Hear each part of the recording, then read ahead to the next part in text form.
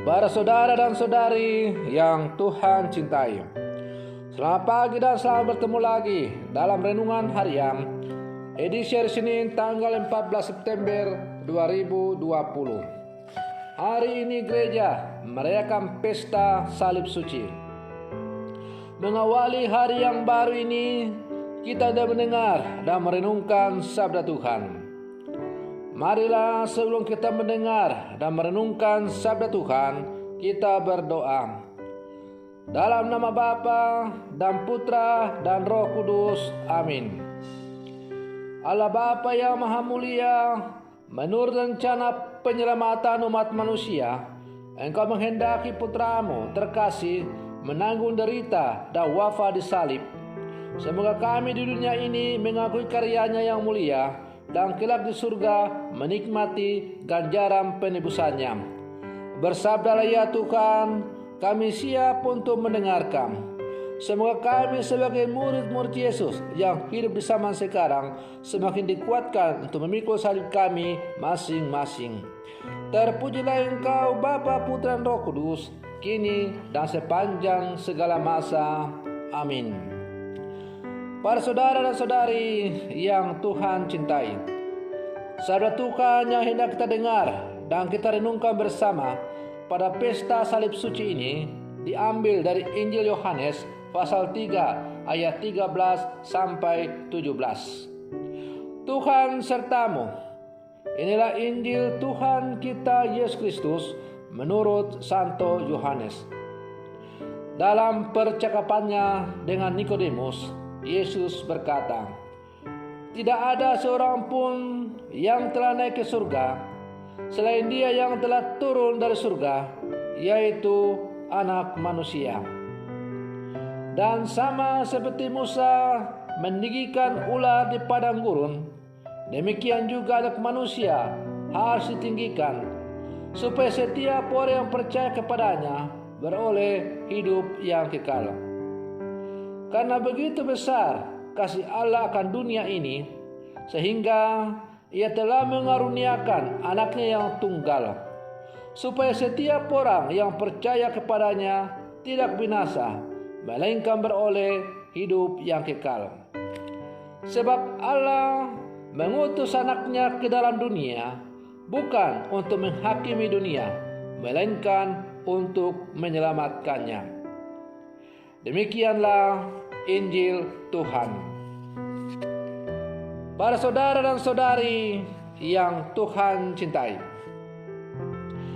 karena begitu besar kasih Allah akan dunia ini, sehingga Ia telah mengaruniakan anaknya yang tunggal, supaya setiap orang yang percaya kepadanya tidak binasa, melainkan beroleh hidup yang kekal.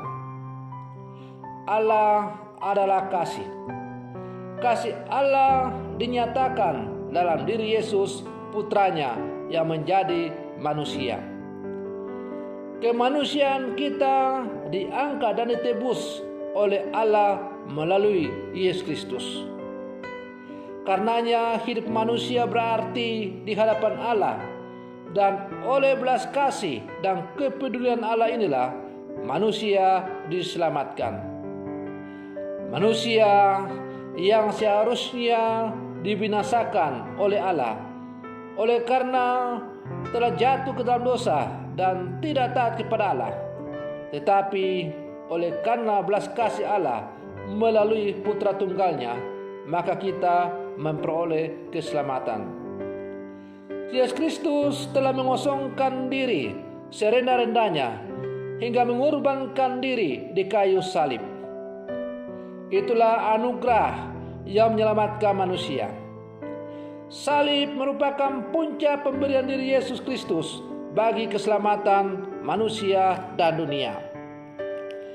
Kalau di sepanjang hidupnya ketika tampil di hadapan umum, Yesus selalu mewartakan tentang kasih kepada manusia, kasih Allah kepada manusia. Yesus bukan hanya berbicara dengan kata-kata atau teori omong kosong, tetapi Yesus mempraktekannya dalam tindakan yang nyata. Ketika manusia sakit, Ia menyembuhkan dari sakit. Ketika manusia lapar, Ia memberi makan. Ketika manusia lumpuh, Ia menyembuhkan supaya manusia bisa berjalan kembali. Ketika manusia mati, maka Ia dibangkitkan. Itulah pernyataan konkret kasih Allah kepada manusia. Ia membebaskan manusia dari berbagai penderitaan. Puncak dari pernyataan kasih Allah kepada manusia itu ialah ketika Yesus merentangkan tangannya di atas kayu salib. Ketika merentangkan tangannya di atas kayu salib, maka Yesus mendamaikan dua hal sekaligus. Pertama, Yesus mendamaikan antara manusia dan sesamanya. Dan yang kedua, Yesus mendamaikan manusia dengan Sang Pencipta, ialah Allah Bapanya sendiri. Maka ketika kemudian Yesus berseru, "Ya Bapa, ampunilah mereka karena mereka tidak tahu apa yang mereka perbuat."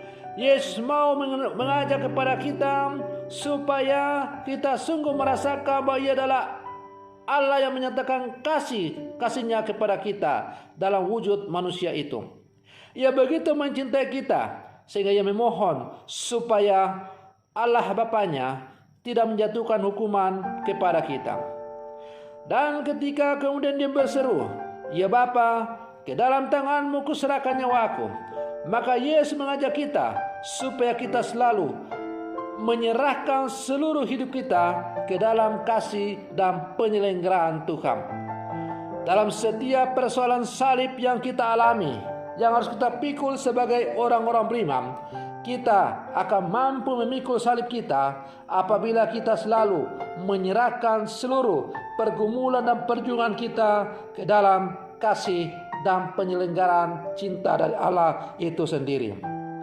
Para saudara dan saudari yang Tuhan cintai, salib yang bagi orang Yunani adalah sebuah kebodohan, dan salib bagi orang Ibrani adalah sebuah hukuman.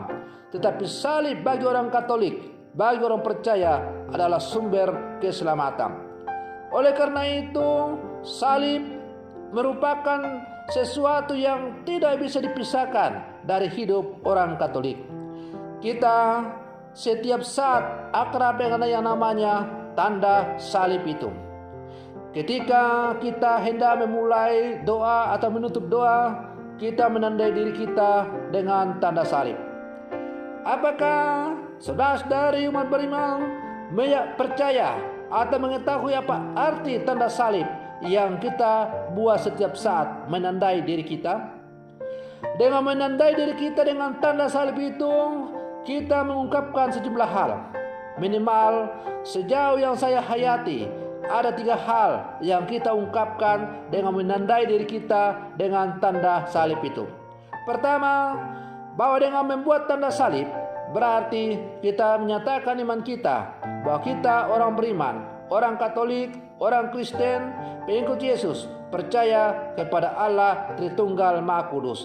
Satu Allah yang terdiri dari 3 pribadi, yaitu pribadi Bapa, pribadi Putra, dan pribadi Roh Kudus.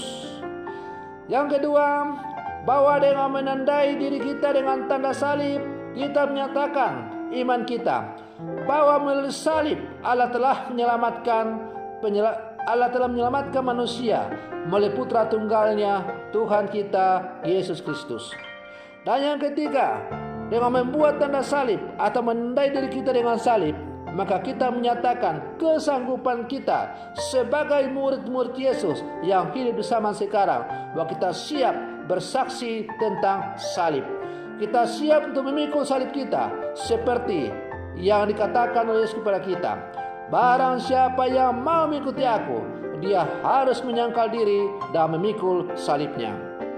Para saudara dan saudari yang Tuhan cintai, pada pesta salib suci ini, kita sebagai orang-orang Katolik yang hidup bersama sekarang, kita diajak untuk merenungkan apa arti dan makna salib dalam kehidupan kita masing-masing. Tentu kita akan memaknai salib dalam kehidupan kita itu sesuai dengan pengalaman iman kita masing-masing. Bagi saya sebagai seorang gembala, saya mengimani salib bukan hanya sebagai sumber keselamatan, tetapi salib bagi saya juga adalah sebuah sukacita yang harus saya jalani dalam menjalani kehidupan ini. Salib bagi saya bukanlah sebuah beban yang membuat saya harus berjalan tertati-tati atau berjalan terseok-seok, tetapi salib bagi saya adalah sebuah sukacita, sumber kegembiraan yang harus saya syukuri dalam kehidupan ini. Mengapa saya mengatakan demikian? Karena saya adalah orang yang berdosa, tetapi di dalam kedosaan saya itu Allah memanggil saya untuk menjadi seorang pengikutnya secara khusus, dengan diutus menjadi muridnya secara khusus dengan menerima sakramen tabisan imamat. Maka di balik salib sakramen imamat yang saya terima itu, saya melihat sakramen imamat atau tabisan imamat atau panggilan saya sebagai seorang gembala bukanlah sebuah beban, tetapi sebuah sukacita dan sebuah syukur yang harus saya syukuri, dan saya ucapkan terima kasih karena saya orang berdosa tetapi dipanggil oleh Allah untuk menjadi alatnya secara khusus. Maka mari kita dalam kehidupan kita masing-masing, kita berjuang memberi makna tentang salib yang harus kita jalani dalam kehidupan kita masing-masing. Dan mari kita pikul salib kita masing-masing dengan penuh sukacita, dengan penuh rasa syukur. Maka salib itu akan menjadi sumber sukacita dalam seluruh kehidupan kita. Semoga perlindungan saya pada pesta salib suci ini semakin menghantar kita sebagai murid-murid Yesus, orang-orang Katolik yang hidup zaman sekarang, untuk selalu melihat salib sebagai sumber sukacita dalam kehidupan kita bersama. Semoga demikian. Selamat pagi. Tuhan Yesus memberkati.